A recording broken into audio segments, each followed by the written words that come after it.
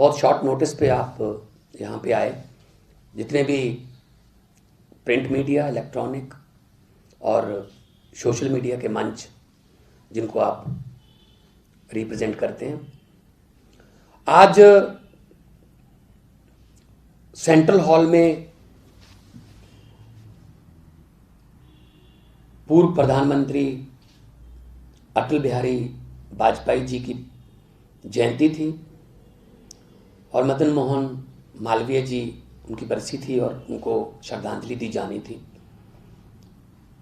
तो वहाँ पे प्रधानमंत्री जी खुद आए थे, उन्होंने श्रद्धांजलि दी, हमने भी श्रद्धांजलि दी। उसके बाद जब वो वाजपेयी जी के भाषणों की एक किताब का विमोचन कर रहे थे, तो हमने सोचा कि यही मौका है कि प्रधानमंत्री के कानों में किसानों की आवाज को उनके कानों तक पहुंचाया जाए। तो संजय सिंह जी और मैं वहां पे थे और हम पोस्टर लेके गए थे, खेती कानून वापस लो, एमएसपी की गारंटी दो, पूंजीपतियों के हाथ में किसान को बेचना बंद करो, अन्नदाता को आतंकवादी ना कहो। तो हमने नारे लगाने शुरू किए, हमने चिल्लाना शुरू किया ताकि सरकार के कानों तक किसानों की आवाज पहुंचे, उनकी आंखें उन नारों को देख ले, उन पोस्टर को। सो आज सरकार के कान और आंख जो बंद हैं उनको हमने खोलने की छोटी सी कोशिश की है। और प्रधानमंत्री जो कि बाद में वहां वीडियो वगैरह देखने वाले थे, उन्होंने छोड़ दिया वो प्रोग्राम बीच में और एकदम से निकल गए। मतलब हम भी एमपी हैं, चुने हुए हैं, वो भी एमपी हैं, चुने हुए हैं, तो कम से कम बात तो सुन लेते। लेकिन इतनी अकड़ और इतना अहंकार कि सुनी हुई बात को भी अनसुनी कर गए। इससे ज्यादा नजदीक नहीं प्रधानमंत्री के जा सकते थे हम। तो जो मैं ये भी कह रहा था कि प्रधानमंत्री जी, किसान ठंड में ठिठुर रहा है, अन्नदाता मर रहा है बॉर्डर पर, आप तीनों खेती कानून वापस लो। इसी सेंट्रल हॉल में आपने रात को 12 बजे सेंट्रल हॉल खुलवाकर ज्वाइंट सेशन में जीएसटी का कानून लागू किया था।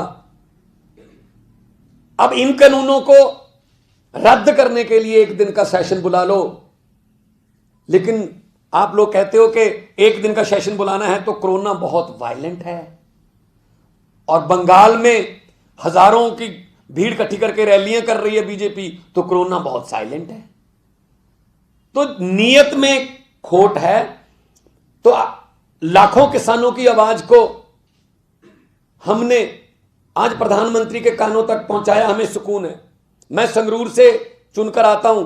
संगरूर डिस्ट्रिक्ट पूरे पंजाब में सबसे ज्यादा धान और गेहूं की पैदावार करता है, नंबर 1 पे आता है। मुझे किसानों ने, लाखों की गिनती में किसानों ने वोट देके मुझे यहां भेजा है। अब और मिलने का कोई तरीका ही नहीं है प्रधानमंत्री से। संसद वो चलाते नहीं है, कहां बोले फिर हम? प्रेस कॉन्फ्रेंस वो नहीं करते, वन वे बोलते हैं प्रधानमंत्री। या तो रेडियो पर बोलते हैं वन वे, या फिर किसानों के साथ बात करते हैं वेब के जरिए वन वे। किसानों को मिलने के लिए गुजरात जाते हैं, अपने मनपसंद किसानों को बुला के वहां उसको बोलते हैं ये किसानों के साथ प्रधानमंत्री आज मिले। अजी आपके घर के 20 किलोमीटर के रेडियस में लाखों किसान बैठे हैं, उनसे मिल लो। नहीं, उनसे नहीं मिला जाएगा। और नीयत में खोट देखो, एक तरफ तो बुलाते हैं बातचीत के लिए, दूसरी तरफ तारीफ कर देते हैं। आज ही तारीफ की है कि बिल बहुत अच्छे हैं और खुद ही कह रहे हैं अमेंडमेंट कर देते हैं। अमेंडमेंट का मतलब है खामियां मान रहे हैं, कमियां मान रहे हैं, लेकिन साथ में बहुत तारीफ कर देते हैं। तो आज सेंट्रल हॉल वही सेंट्रल हॉल है जहां भगत सिंह बुगटेश्वर दत्त 1929 को